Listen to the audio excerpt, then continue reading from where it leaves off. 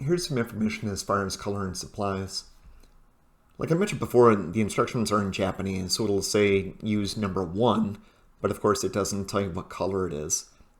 This column on a chart, this is something that I found online. I think it came from this Mech 9 website. So when you go through the instructions and it says number 8 is silver. So as far as myself, when I saw number 8, I just used Tamiya X11 chrome silver. Or 47, which is a clear red, I used Vallejo transparent red. The important color is really 65. This is the external color of the body of the model itself. So it said to use a bright blue or an Indy blue. I really like the TS50 mica blue. Had a nice silver fleck in it, gave it some more depth. So these are the colors that I used here. Then over here, as far as other supplies, you know, just your basic stuff, right? Tweezers, toothpicks, Q-tips. I did use some Panaline accent color in a couple of places. Some thick glue, some thin glue. And then, of course, like I mentioned before, the decals. Decals are very thin. Some are brittle. But I use Macross, Macross, and then a boatload of patience. And you'll need that in spades for sure. Here's step number 1 as far as the model, and it's just a pilot assembly. Very, very simple. When you go through the instructions, this little icon here, this just means you can use either part. It comes with 2 right arms, so you could use GF2 or GF3. I started building without finding some reference photos. So I found some reference photos here, which can help guide you. And then down here below, this is the Max Miria model. So if you want to use the Max color scheme, you're following number 1. If you want to use Miria, you're using number 2. This would be all the reds. Very, very simple to go ahead and put together. Just a lot of very fine detail and a lot of fine paint. But overall, this is one of the easier parts as far as the assembly goes. Step number 2, just taking a look at the cockpit here. It's super easy. So you're assembling the chair, putting the pilot in. One thing I would definitely suggest for A3, put on the decal before you put A3 in a cockpit for sure. And over here, as far as step number 3, this is very simple. There really isn't much to call out here. The cockpit space is extremely tight, so I would suggest putting the pilot in the cockpit. Don't necessarily glue in R1 yet. You could do that much later in the process. It's just going to be a lot easier. And then all these parts over here, these are very, very small parts. The GC1, the GC2, they go on the underside of the belly here. I would suggest putting those in last because you're really early in the build process. You're going to be moving this thing around a lot, and these really don't sit very well. They'll just break off. So I would suggest putting them on after the legs are actually put in. And the only other thing that I would mention here is, as far as the nose is white and the rest of the body is blue. That color is 65. So obviously you just want to go ahead and mask that off. Here's a couple of pictures as far as what mine looked like. I didn't realize at the time that this should have actually been a decal. So when I masked it off, I just used some masking tape. I got a little bit of bleed in the panel lines here, but you don't have to go through this level of details. When you paint, you're just going right here. You know, this part is white, this part is blue. But here's some detail as far as my pilot and what he's looking like at this specific point in time.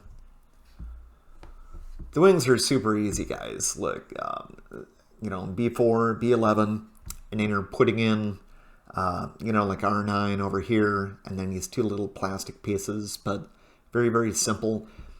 And you see the mica blue really has some pop to it. And I really like the accent on a panel line. So I was really happy with using that Tamiya mica blue for the build. But obviously it's up to you, right? Step number 5. So this is the base, the underside. When I was going through the instructions, what I didn't like is, you know, you're putting something together, but you don't know where it's actually going on the actual model itself, at least in a couple of cases. But this is the underbelly of the Valkyrie, right?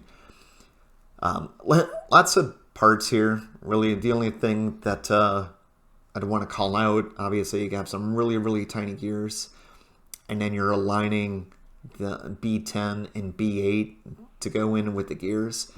This little exclamation point, it either means zombie apocalypse or be careful. I'll go with zombie apocalypse, but you just want to make sure that you get the grooves going just fine. And one of the things that he did not do here, so this GB6, this big part, you actually want to paint it on both sides. I only painted the underside. I thought this part was going to be covered up by other parts because there isn't any detail here. It's just a flat sheet of plastic. So you definitely want to paint the GB8 on both sides for sure. Super simple. And again, these are my panel lines. It does have decals for the wings, so you don't necessarily need to go through this level of detail here. This is very simple. The only thing I would really call out on this one is this A17 piece. You want to add it to the top chassis before you glue the top and the bottom. That's all. And then when you put the wings in, you'll see this little nub on the wings. So you want to make sure that the wing is fully inserted. Like if you saw this little half moon sticking out, all you want to do is just apply a little bit more pressure to stick it in.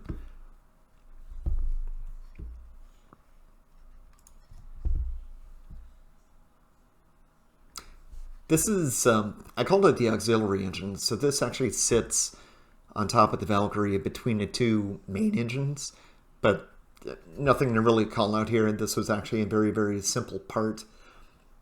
And the color that he used for number 28, this was the gunmetal that I was talking about on a previous slide. I really liked it, thought it had some nice visual pop. But there's no secrets to step number 8. This was very simple. This is the gun assembly, so parts number 9, 10, and 11. There's just way too many parts. I mean, like I said, the model is over 300 pieces. It's just over engineered. It's like a BMW. But just go ahead and follow the steps. I did notice on some of these PC7s, these are plastic. In a couple of cases, I had to do a little bit of shaving on a part so it actually fit in flush.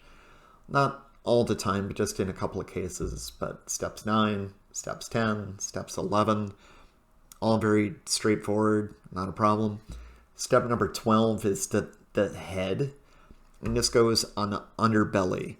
But again, super easy, E1, E2, then you put on the antenna and just paint it, but super easy part, nothing really to call out here.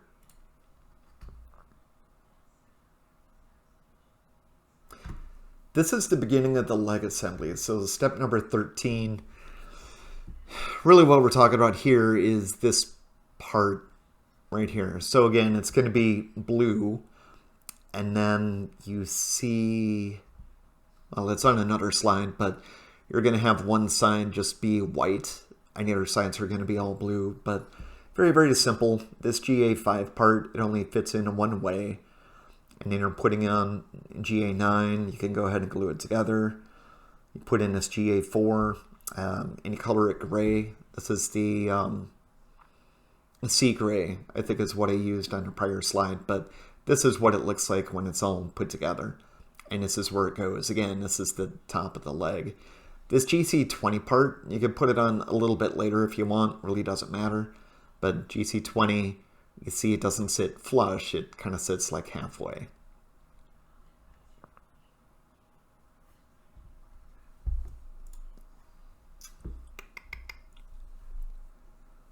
All right, this gets into the base of the leg. So this is the part that we're talking about here. And what you want to do is mask off the interior. So you have that nice line of white on the outside, and then you can go ahead and paint it blue. And again, I used the, what was it? The mica blue. But an easy part, this GB4 part and GB5, that's these two right here. You want to go ahead and mask it off. It's actually going to be half blue and half white. So something to pay attention to there. And then as far as the inside here, like GA13, you see how we painted it gray. And that gave it some nice visual pop. The legs took a lot of time just with all the masking and everything, but ultimately it looks really well. And this part's very simple. Again, you got PC7, this GC23, the silver disc. It just sits in these nice little grooves right here. When you use these PC7 parts, just pay attention to the orientation, because one part is rounded and the other part is flat. But easy peasy right here.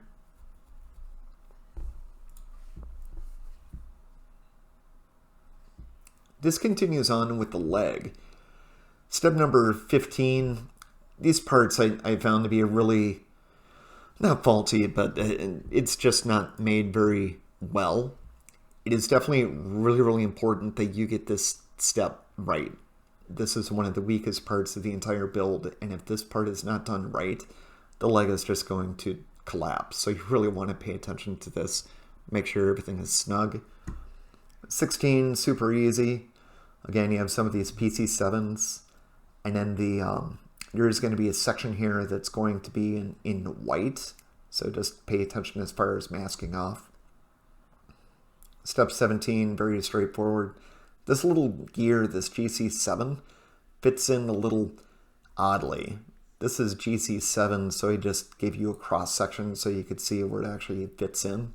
It's not super intuitive. And then this is what GC7 looks like on the outside when you're all done. Step number 18, you're just dealing with the legs here, or the feet, if you would. And as you see, I have two different colors here. This is the gunmetal, and this is some type of gray, but I just wanted to give you a visual sense as far as the pop of the colors. Step number 19, this is a step that I was actually not so much avoiding, but it just looked like a colossal pain in the butt. So again, you have some zombie apocalypse type notifications here. All you're doing is just taking all the parts that you assembled in the prior steps and just putting them together. So this is what the leg looks like. And you see, I did not put on the GC20 parts just yet. But this is in essence what your final product should look like, or very close to it. Again, very clean. And I love the masking and just the contrast with the white on this step here, where you put together for step number 16, and then up here, which is step number 13. But that's what it should look like, more or less.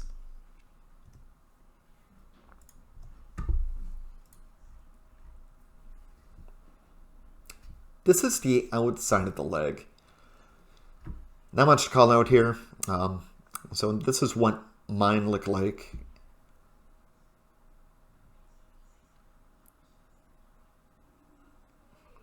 Step number 21, very easy. This is the back of the leg, so that's what this is. And there's a little groove, this N10. Just fits into the back of the groove that you put together in the prior shot. When you're doing these steps here, like step number 20, just remember to color in the back. I was using gunmetal for 28, so color it in, and then you put in these little, I don't know if they're speakers or amplifiers or what, but then you put those slots in.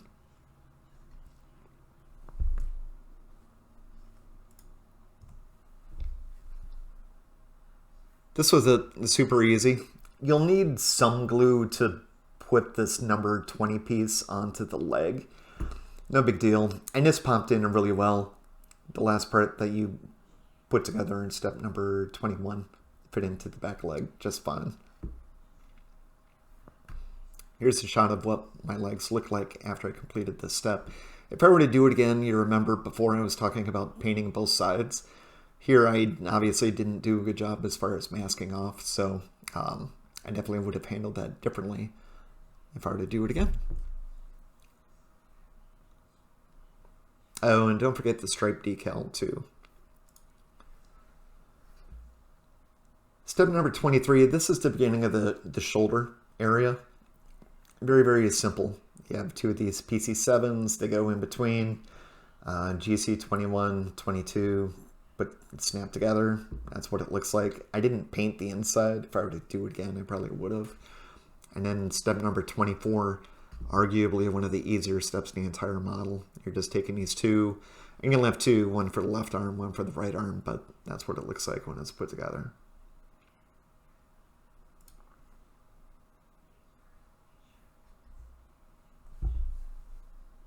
Continuing on with the arm, pretty straightforward stuff here, just taking a look. I will say this little piece of glass, it's not really glass, it's plastic, but I think it's this GH1. So the GH1 is supposed to go like right over here. I didn't find that piece of plastic to work at all. I had to put on some glue, and then the entire thing just looked cobweb. I think it looked better without it at all. So if I were to do it again, I probably would have painted the recessed area in here like black or something. And that way it would have given the red a little more pop. When you put this part in, this is the PC4, I would suggest gluing it in. In a later step, you're actually going to be punching a hole in this so you can attach the hand to this little assembly part. So if you don't glue PC4 in when you do that step, this will actually spin. It's just easier if you glue it in so it's firm. But aside from that, it's pretty straightforward. Step number 26, you have the 4 parts, and which are kind of displayed right here. But very simple. Slaps together very, very well. What else? Nothing else to call out in this one either. Step 20, step 28, you're just putting together the hands. Again, super simple. I didn't wind up using some panel line accent color. I wound up using black. I went a little heavy on it, but that's what that hands actually came out like. And these little items here, the bulbous part, that's what goes into the that PC4 part.